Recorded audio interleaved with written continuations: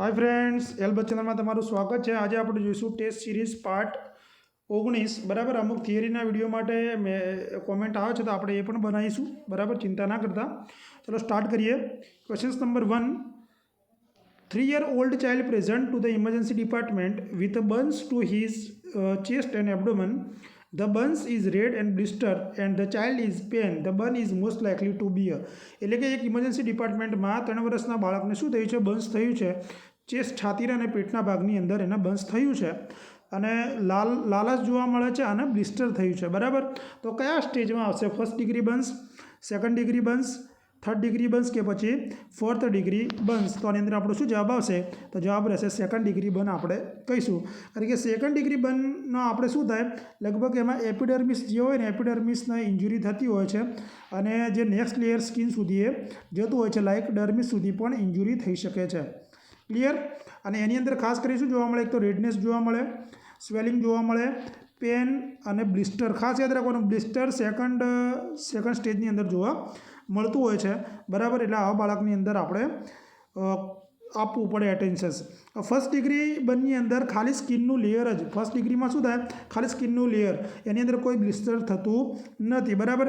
Third ડિગ્રીની અંદર શું થઈ જાય છે કે સ્કિનના બધા લેયર, ડર્મિસ, એપિડર્મિસ અને સબક્યુસ બધા લેયર એમાં ડેમેજ થઈ જાય છે। અને ફોર્થ સ્ટેજ ડિગ્રીની અંદર શું થાય છે કે એની અંદર સ્કિન ડેમેજ થાય, મસલ્સ, બોન અને ટેન્ડન પણ થઈ જાય છે અને લાઈફ થ્રેટનિંગ કન્ડિશન છે। હવે જુઓ, બર્ન્સની અંદર વાત કરીએ તો ઘણીવાર એક્ઝામમાં એવું પૂછાય છે કે ભાઈ કોમન કોઝ કયા હોય છે? જો તો ફ્રિક્શન્સ બર્ન્સ જોવા મળતું હોય છે બરાબર, કે હાર્ડ ઓબ્જેક્ટને તમે રબ કરવા જો તો સ્કિનને ઇન્જુરી થાય, એને આપણે શું કહીએ છીએ? Frictions rubs. પછી કોલ્ડ બર્ન્સ જોવા મળતું હોય છે, એને આપણે ફર્સ્ટ બાઇટ તરીકે ઓળખીએ છીએ। શું કહીએ છીએ? ફર્સ્ટ બાઇટ તરીકે આપણે ઓળખીએ છીએ। જે કોલ્ડ બર્ન્સ શાના કારણે જોવા મળે? સ્કિન ડેમેજ થાય ફ્રીઝિંગના કારણે, અતિશય ફ્રીઝિંગના કારણે જોવા મળે છે બરાબર। એ ટેમ્પરેચર, આઉટસાઇડનું ટેમ્પરેચરના કારણે જોવા મળતું હોય છે। પછી થર્મલ બર્ન એક્ઝામમાં પૂછાય છે। થર્મલ બર્નની અંદર શું થઈ જાય કે કોઈ પણ ગરમ વસ્તુ એટલે કે હોટ ઓબ્જેક્ટને આપણે અડીએ બરાબર, તો થર્મલ બર્ન્સ જોવા મળતું હોય છે। રેડિયેશન્સ બર્ન્સની અંદર સન બર્ન આવશે। શું છે? રેડિયેશન્સ બર્ન્સની અંદર સન બર્ન્સ એની અંદર આવશે। કેમિકલ બર્ન્સની અંદર કોઈ સ્ટ્રોંગ એસિડ હોય, સોલ્વન્ટ હોય, ડિટર્જન્ટ હોય, એના કારણે બર્ન્સ થાય, એને આપણે કેમિકલ બર્ન્સ કહીએ। ઇલેક્ટ્રિક બર્ન્સની અંદર ઇલેક્ટ્રિક કરંટ આવી જાય તો એના આપણે કહેતા હોઈએ છીએ। ક્લિયર? એટલે આ હતું બર્ન્સ વિશે, તમને એક્ઝામમાં પૂછે તો ખ્યાલ રાખજો। ચલો સેકન્ડ નંબરનો question, which of the following is the best method of opening airway of the suspected cervical vertebra injury? કે સર્વાઇકલ વર્ટિબ્રાની ઇન્જરી હોય તેવા પેશન્ટ્સનું આપણે એરવે કઈ રીતે ઓપન કરીશું? ફ્લેક્શન પોઝિશન્સથી, હેડ ટિલ્ટ ચીન લિફ્ટથી, જો થ્રસ્ટ મેન્યુઅરથી કે મોડિફાઈડ હેડ ટિલ્ટ ચીન લિફ્ટ? હવે જો આની અંદર બધા કન્ફ્યુઝ થાય છે, પણ અહીંયા સર્વાઇકલ વર્ટિબ્રાની ઇન્જુરી સસ્પેક્ટેડ હોય, સસ્પેક્ટેડ છે, હવે નક્કી થયું નથી, તો આની અંદર આપણે જો થ્રસ્ટ મેન્યુઅર આપીશું બરાબર। આ ટેકનિકની અંદર શું કરવામાં આવે? જો થ્રસ્ટ મેન્યુઅરની અંદર કે પછી સર્વાઇકલ સ્પાઇન હોય એનો મિનિમાઇઝ, આપણે મૂવમેન્ટ મિનિમાઇઝ કરીએ આ ટેકનિકથી, અને જેની પોઝિશન્સ હોય આપણે ન્યુટ્રલ મેન્ટેન કરતા હોય છે બરાબર। એટલે શું થઈ જાય છે કે જ્યારે એને લિફ્ટિંગ કરીએ એટલે એનું મેન્ડિબલ જે હોય એરવેથી ઓપન રહેતું હોય છે બરાબર। જે બીજી બધી મેથડો છે, ધારો કે ફ્લેક્શન પોઝિશન છે, પછી એ શું થઈ જાય છે કે એની અંદર ટિલ્ટિંગ, હેડ ટિલ્ટ અને ચીન લિફ્ટની આપણે વાત કરીએ તો એમાં શું થઈ જાય કે આપણું જે હેડનો ભાગ હોય ને એ આગળ ફ્લેક્સ થઈ જતો હોય છે, જેના કારણે ઇન્જુરી વધી શકે છે, ન્યુરોલોજિકલ ડિટ્રિયોશન્સ પણ થઈ શકે છે। ક્લિયર? એટલે જો થ્રસ્ટ મેન્યુઅર છે ને એ તમારે સર્વાઇકલ સ્પાઇનલ આવે એટલે જો થ્રસ્ટ મેન્યુઅર યાદ રાખી દેવાનું છે બરાબર।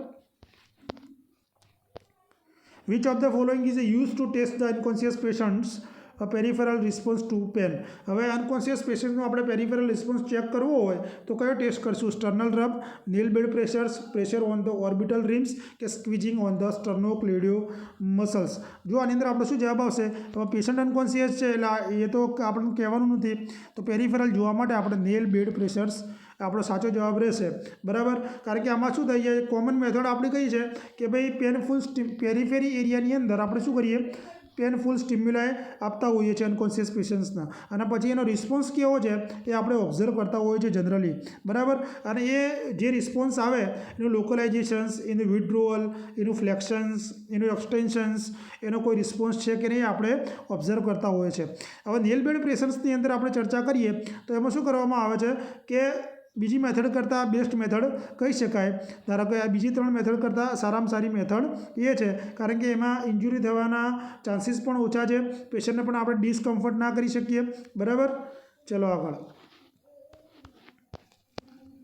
Which of the following positions is use to lumbar puncture procedure. તો લંબાર પંક્ચર પ્રોસિજરની અંદર આપણે કઈ પોઝિશન આપીશું? Lateral with pillow under the hip, prone, semi Fowler positions, કે lateral with the legs pull up and head bent down on the chest. તો આની અંદર જો લંબાર પંક્ચર તો તમે જોયું જ હશે.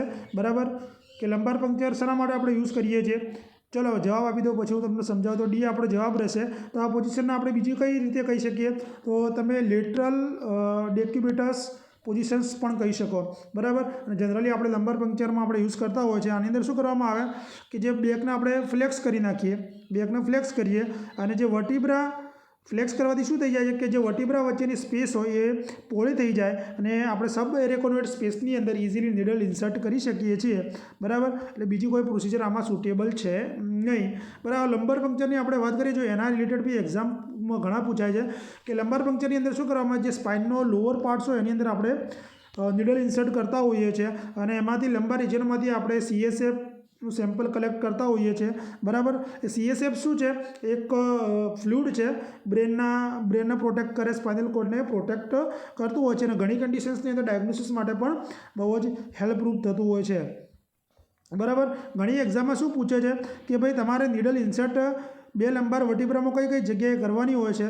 તો L3 થી L4. બરાબર. આ આપણે કરતા હોઈએ છીએ. બરાબર. અમુક બુક્સની અંદર L4 થી L5 પણ આપેલું છે. બરાબર. એટલે એ રીતે તમે જોઈ લેજો. ચલો આગળ. Which of the following conditions have trend include increasing temperatures and blood pressures and decreasing pulse and રેસ્પિરેશન્સ.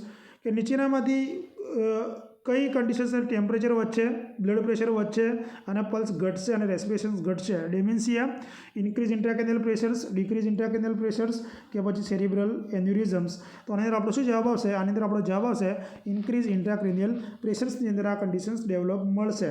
બરાબર. આ કન્ડિશન્સને તમે આપણે કુશિંગ ટ્રાયડ, બરાબર, કુશિંગ ટ્રાયડ સાથે કનેક્ટ આપણે કરી શકીએ છીએ. એટલે આ ઇન્ડિકેટ શું કરે કે જો પ્રેશર વધે છે, બરાબર, સ્કલની અંદર, એટલે કુશિંગ ટ્રાયડની અંદર 3 વસ્તુ આપણે એક તો બ્રેડિકાર્ડિયા, યાદ રાખજો, આ પૂછેલું છે. બ્રેડિકાર્ડિયા એટલે હાર્ટ રેટ લો થઈ જાવ, ઇરેગ્યુલર રેસ્પિરેશન જોવા મળે અને વાઇડ પલ્સ પ્રેશર જોવા મળતો હોય છે. જેમાં જનરલી જે સિસ્ટોલિક અને ડાયસ્ટોલિક બ્લડ પ્રેશર્સ હોય એમાં ડિફરન્સ સૌથી મોટો જોવા મળતો હોય છે. અને જે ઇન્ક્રીઝ ઇન્ટ્રાક્રેનિયલ પ્રેશરની વાત છે એ ઘણા બધા ફેક્ટરના કારણે પણ હોઈ શકે.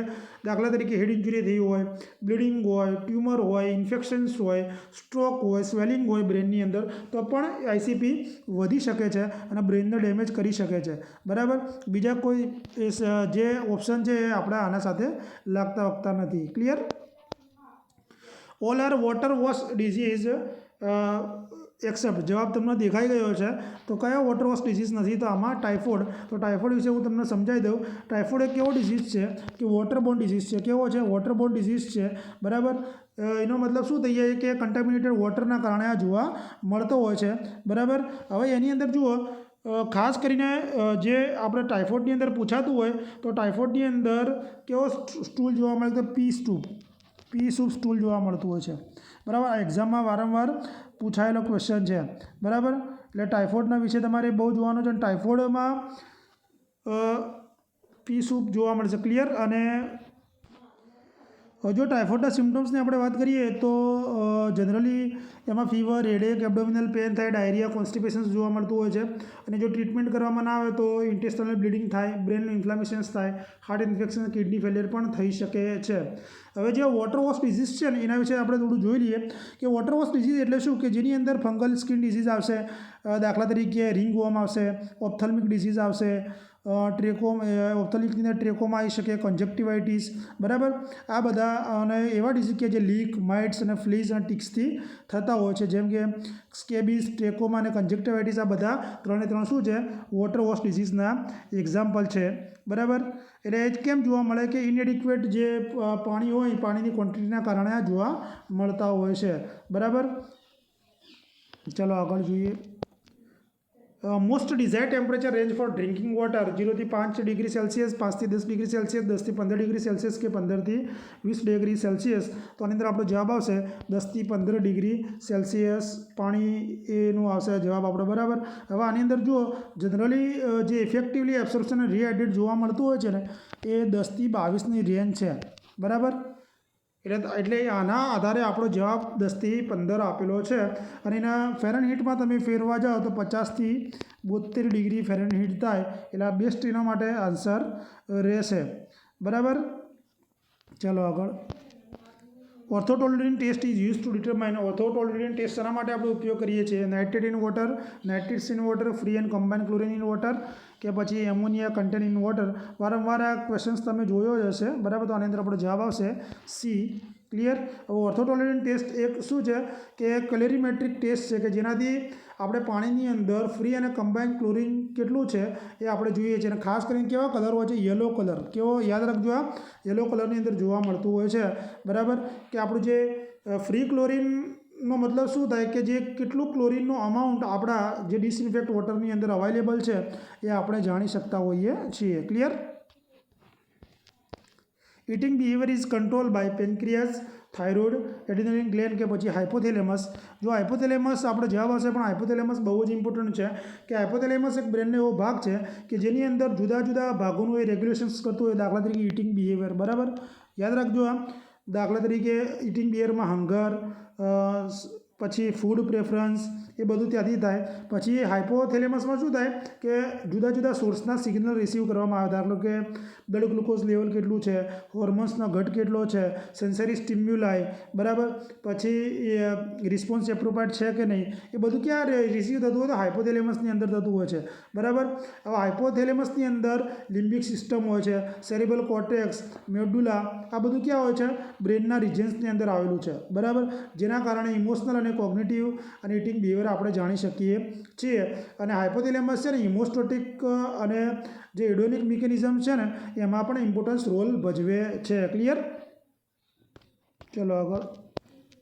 In depressions there is a deficiency of 0,5-HT, dopamine, GABA કે પછી એસિટાઇલ કોલાઇન. તો આની અંદર આપણે જવાબ આવશે 5-HT, બરાબર. 5-HTનું બીજું નામ છે સિરોટોનિન. યાદ રાખજો, સિરોટોનિનનું બીજું નામ છે. એ શું છે? એક ન્યુરોટ્રાન્સમીટર છે જે મૂડ, સ્લીપ, ભૂખ લાગવી એ અને બીજા ફંક્શન્સ માટે જવાબદાર છે, બરાબર. એટલે ખાસ યાદ રાખજો. એના સિમ્ટમ્સની તો વારંવાર આપણે ચર્ચા કરેલી જ છે, બરાબર, ડિપ્રેશન્સની. એટલે એમાં હું બહુ જતો નથી. ચલો આગળ.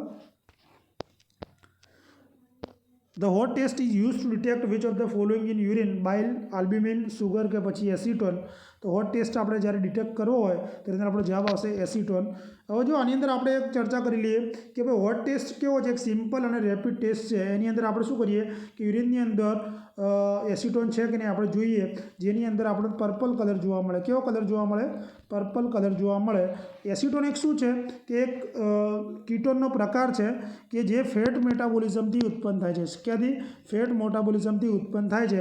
કે આપણી સામાન્ય રીતે આપણે વિચારીએ કે ભાઈ આપણી બોડી શું કરે છે કે ગ્લુકોઝનો મેઇન સોર્સ આપણે શું છે? એનર્જી. એનર્જીમાંથી આપણને ગ્લુકોઝ મળતો હોય છે. પણ જ્યારે ગ્લુકોઝમાંથી આપણને એનર્જી મળતી હોય છે, પણ ગ્લુકોઝ હાજર ના હોય આપણા શરીરની અંદર, તો એ વખતે શું થાય? સ્ટાર્વેશન, ડાયાબિટીસ કે ભાઈ લો કાર્બોહાઈડ્રેટ ડાયટ્સ. બોડી પછી શું કરશે કે જે બોડીની અંદર ફેટ હોય બ્રેકડાઉન થાય, પરિણામે કીટોન ઉત્પન્ન થાય. એ કીટોન શું થાય? બ્લડની અંદર એનો ભરાવો થાય, પરિણામે યુરિનની અંદર કીટોન અથવા કીટો એસિડોસિસની કન્ડિશન્સ ઉત્પન્ન થાય. એટલે આપણે જે હોટ ટેસ્ટ કરીએ એટલે કીટો એસિડોસિસના માટે આપણે આ ટેસ્ટ બહુ જ હેલ્પરૂપ થાય છે. ક્લિયર. ડાયાબિટીક કીટો એસિડોસિસ થાય તો એમાં કયા સિમ્ટમ્સ જોવા મળે? નોઝિયા, વોમિટિંગ, એબ્ડોમિનલ પેન, કન્ફ્યુઝન્સ અને કોમા જોવા મળતો હોય છે, બરાબર. એટલે હોટ ટેસ્ટ કઈ રીતે આપણે કરીએ કે સ્મોલ અમાઉન્ટમાં આપણે યુરિન લઈએ તો એની અંદર આપણે સોડિયમ નાઇટ્રોપ્રુસાઇડ, યાદ રાખજો, સોડિયમ નાઇટ્રોપ્રુસાઇડ લઈએ અને ટેસ્ટ ટ્યુબની અંદર, અને પછીને આપણે શું કરતા હોય છે? ગરમ કરીએ, બરાબર. જો એસિટોન હાજર હોય તો એ પર્પલ સાથે શું થઈ જાય? મિક્સ થઈ જશે, બરાબર. અને જે કલર છે એ ઇન્ડિકેટ કરશે કે ભાઈ એસિટોન યુરિનની અંદર પ્રેઝન્ટ છે. અને આ જે હોટ ટેસ્ટ છે ને એ કેવો છે? ક્વોલિટેટિવ ટેસ્ટ છે. કેવો છે? ક્વોલિટેટિવ ટેસ્ટ છે, બરાબર. જેની મદદથી આપણે એસિટોન હાજર છે કે નહીં એ આપણે જાણી શકીએ છીએ. Clear. Which theory explains the nurse-patient relationships concept like orientations, identifications, exploitations and resolutions. જો આ બહુ જ ઉપયોગી ક્વેશ્ચન છે.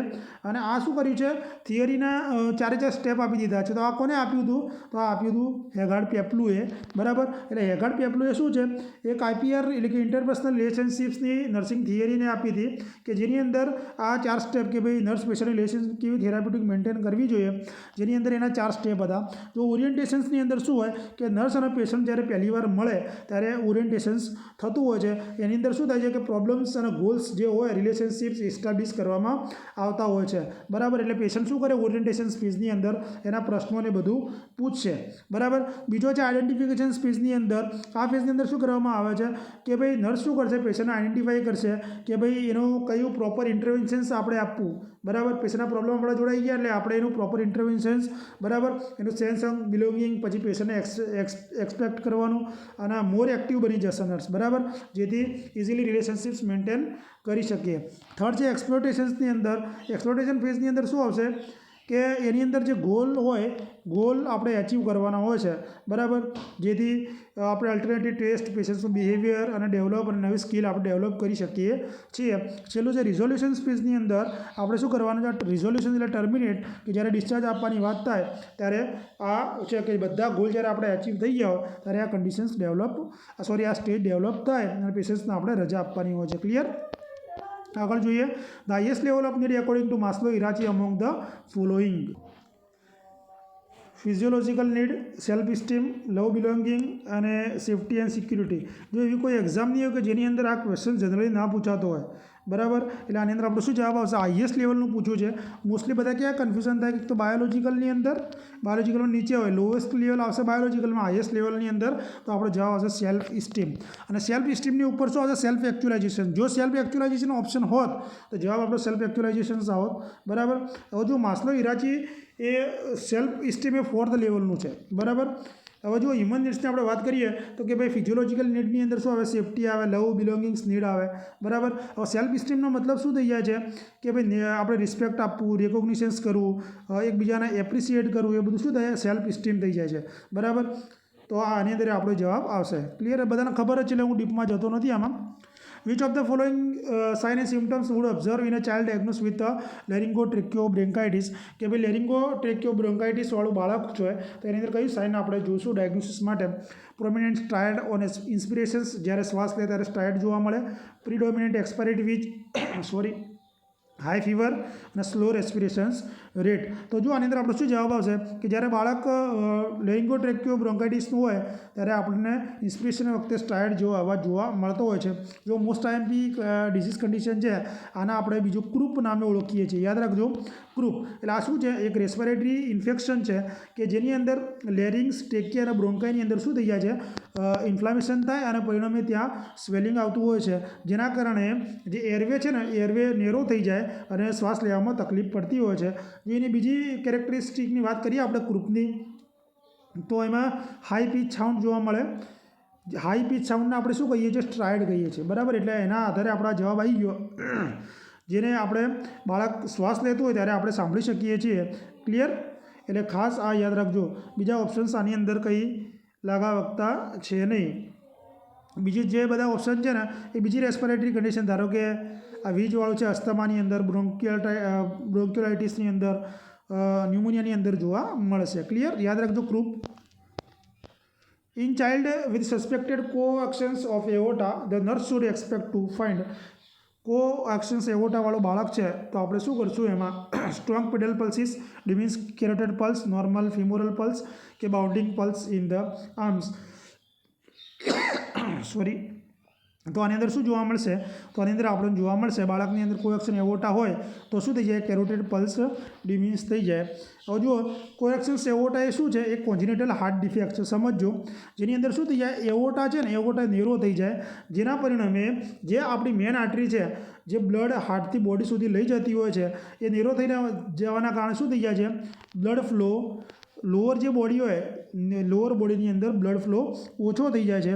પરિણામે અપર બોડીનું શું થાય, અપર બોડીનું પ્રેશર્સ વધી જતું હોય છે.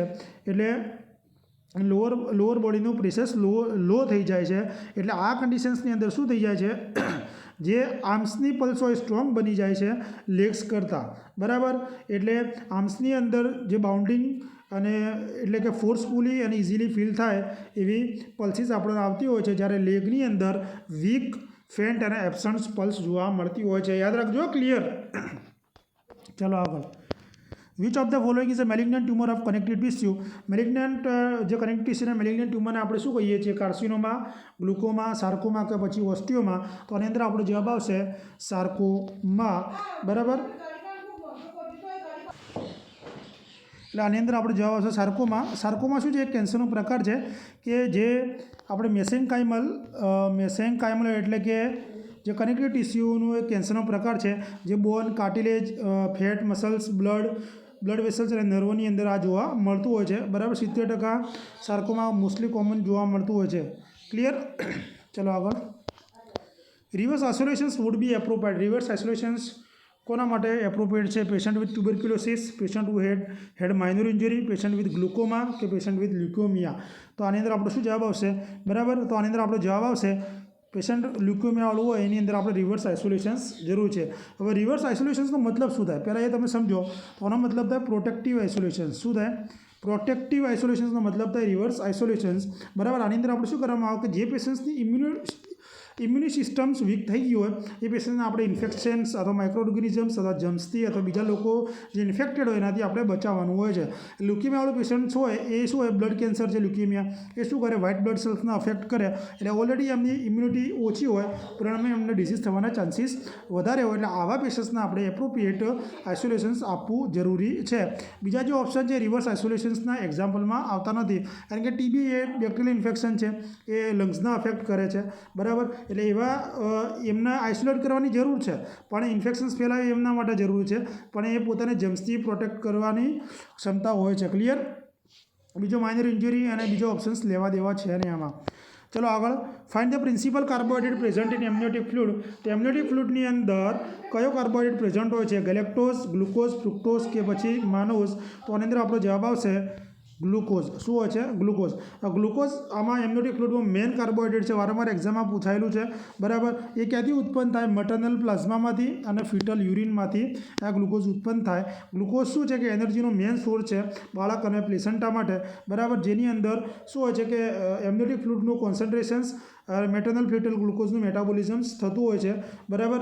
અને જુદું જુદું જેસ્ટેશનલ એજ પ્રમાણે એમનિયોટિક ફ્લુઇડની અંદર ગ્લુકોઝનું પ્રમાણ અલગ અલગ જોવા મળતું હોય છે, તેમજ મેટર્નલ ડાયટ અને ફિટલ હેલ્થ ઉપર પણ ડિપેન્ડ કરતું હોય છે. Clear. Which part of the eye is responsible for controlling the amount of light the enter eye. કે ભાઈ જ્યારે આંખની અંદર લાઇટ એન્ટર થાય ત્યારે કયો પાર્ટ જવાબદાર છે? આઇરિસ, કોર્નિયા, રેટાઇના કે પછી ઓપ્ટિક નર્વ. તો આની અંદર આપણો શું જવાબ આવશે? જવાબ આવશે આઇરિસ, બરાબર. આઇરિસ શું છે કે આઈનો એક કલર પાર્ટ છે, બરાબર, કે જે લાઇટ આંખની અંદર દાખલ થાય એના સાઇઝ અને પ્યુપિલ એ બંને શું કરશે? એ કંટ્રોલ કરવાનું કામ કરે છે. પ્યુપિલ શું છે? એક બ્લેક હોલ છે સેન્ટરની અંદર, બરાબર. આઇરિસના સેન્ટરની અંદર એક બ્લેક હોલ હોય ને આપણે શું કહીએ છીએ? પ્યુપિલ કહીએ છીએ, કે જેના અંદરથી લાઇટ પાસ થઈ અને રેટાઈની અંદર જતી હોય છે. અને રેટાઈના શું એક લાઇટ સેન્સિટિવ લેયર હોય છે આઈની અંદર, આંખના પાછળના ભાગમાં હોય છે, બરાબર. એટલે આટલી વસ્તુ તમારે ખાસ યાદ રાખવાની છે. ક્લિયર. ચલો આગળ જોઈએ. Which of the following is a measure of central tendency. રિસર્ચનો ક્વેશ્ચન છે. મીન, રેન્જ, સ્ટાન્ડર્ડ ડેવિએશન્સ કે પછી રેશિયો. તો સેન્ટ્રલ ટેન્ડન્સીની અંદર શું આવશે? જવાબ આવશે મીન. શું આવશે? મીન, બરાબર. મીનનો મતલબ શું થાય કે મીન એક સેન્ટ્રલ ટેન્ડન્સી છે, બરાબર, પ્રકાર છે કે જેની અંદર જે આપણો ડેટા હોય એનો આપણે એવરેજ વેલ્યુ કાઉન્ટ કરતા હોઈએ છીએ, બરાબર. હવે એમાં તમારે શું કરવાનું હોય છે કે બધી જે વેલ્યુ હોય, બરાબર, એને ગણવાની હોય છે અને છેલ્લે એટલા નંબરથી એ વેલ્યુ જેટલા નંબર હોય એને આપણે ડિવાઈડ કરીએ અને આપણે શું કહીએ છીએ? મીન્સ તરીકે ઓળખીએ છીએ, બરાબર. બીજા ઓપ્શન જે છે એ સેન્ટ્રલ ટેન્ડન્સીમાં આવતા નથી, પણ એ શેમાં આવશે કે વેરાબિલિટી અને ડિસ્પેર્સન્સ આવશે. તમે જોશો રિસર્ચ એટલે તમને આઈડિયા આવી જશે ડિસ્પેર્સન્સ અને વેરાબિલિટીના, બરાબર. હવે જો રેન્જની વાત કરીએ, રેન્જમાં શું હોય કે મેક્ઝિમમ અને મિનિમમ જે વેલ્યુ હોય એનો ડિફરન્સને આપણે શું કહીએ? રેન્જ તરીકે ઓળખીએ છીએ, બરાબર. હાઈ એચ માઇનસ એલ આમાં આ રીતે સૂત્ર લખાય છે, બરાબર. મેક્ઝિમમ અને મિનિમમ, બરાબર. સ્ટાન્ડર્ડ ડેવિએશન શું છે કે ભાઈ જે મીન્સનું કેટલું ડેટા સેટનું કેટલું મેઝર થયું છે એ જોવા માટે આપણે સ્ટાન્ડર્ડ ડેવિએશન કરીએ. અને રેશિયો શું છે કે બે ક્વોન્ટિટેટિવ ડેટાને શું કરવામાં આપણે કમ્પેરિઝન્સ કરીએ એને આપણે રેશિયો કહીએ છીએ. ક્લિયર? ચલો આગળ. Which of the following is not a method of patient assignment? નીચેનામાંથી પેશન્ટ એસાઇનમેન્ટની મેથડ કઈ નથી? Functional method, team nursing, patient assignment કે duty roster method. Patient assignment એટલે કે જેની અંદર પેશન્ટ્સ હાજર હોય, બરાબર. ટૂંકમાં પેશન્ટ્સના વગર આપણે કરી ના શકીએ તો અંદર આપણે જાઓ ડ્યુટી રોસ્ટર મેથડની અંદર ડ્યુટીમાં પેશન્ટ્સનું કંઈ કામ છે નહીં, બરાબર. પેશન્ટ એસાઇનમેન્ટ મેથડની અંદર શું હોય છે કે આપણે પેશન્ટ્સના વેલ ઓર્ગેનાઇઝ કરી અને નર્સિંગ કેર ડિસ્ટ્રીબ્યુટ કરીને પેશન્ટ્સને આપણે કેર આપવાની હોય છે, જેમાં જુદી જુદી આપણે મેથડનો ઉપયોગ કરીએ છીએ. એના જુદા જુદા એડવાન્ટેજીસ છે અને ડિસએડવાન્ટેજીસ પણ છે. ધારો કે તમારું પેશન્ટનું પેશન્ટ કેટલા છે, એ કયા પ્રકારના પેશન્ટ છે, બરાબર, એના પર ડિપેન્ડ કરે છે. અને તમારી જોડે નર્સિંગ સ્ટાફ કેટલો હાજર છે, કેવી સ્કિલ છે, એના પર ડિપેન્ડ કરતો હોય છે, બરાબર. ફંક્શનલ મેથડમાં કેવું હોય છે કે જે નર્સિંગ સ્ટાફ મેમ્બર હોય એના જુદા જુદા ટાસ્ક અથવા ફંક્શન્સ એને એલોટ કરવામાં આવે. દાખલા તરીકે એક નર્સિસ છે મેડિકેશન એડમિનિસ્ટ્રેશન કરશે, એક વુન્ડ કેર કરશે, એક વાઇટલ સાઇન લેશે. એ રીતે યુનિટની અંદર જેટલા પેશન્ટ્સ હોય એ બધાને કામ અલગ અલગ ટાસ્ક પ્રમાણે ડિવાઈડ કરવામાં આવશે, બરાબર. હવે જો ટીમ નર્સિંગની અંદર કેવું હોય કે આમાં નર્સિંગ સ્ટાફનું એક આખું ગ્રુપ હોય અને એમાં એક લીડર હોય. એ શું કરશે, દરેક પેશન્ટ્સના કેર પ્રોવાઈડ કરવા માટે આપશે. એને આપણે કહીશું ટીમ નર્સિંગ, બરાબર. હવે પેશન્ટ એસાઇનમેન્ટ અને ફંક્શનલ મેથડની તો આપણે વાત કરી નાખી, બરાબર. ડ્યુટી રોસ્ટરની અંદર તો એનો કોઈ રોલ જ છે નહીં, કારણ કે ડ્યુટી રોસ્ટરની અંદર શું હોય કે પેશન્ટ એસાઇનમેન્ટમાં ના આવે એ નર્સિંગ સ્ટાફની કઈ ડ્યુટી આપવી એના માટે આપણે એલોકેટ કરતા હોઈએ છીએ, બરાબર. જે મોર્નિંગ ઇવનિંગ પ્રમાણે કરતા હોય એ. ક્લિયર? તો આ સુધીનો વિડીયો. મળીએ કાલે એક નવા વિડીયો સાથે. વિડીયો જોવા માટે બધાનો આભાર. Thank you.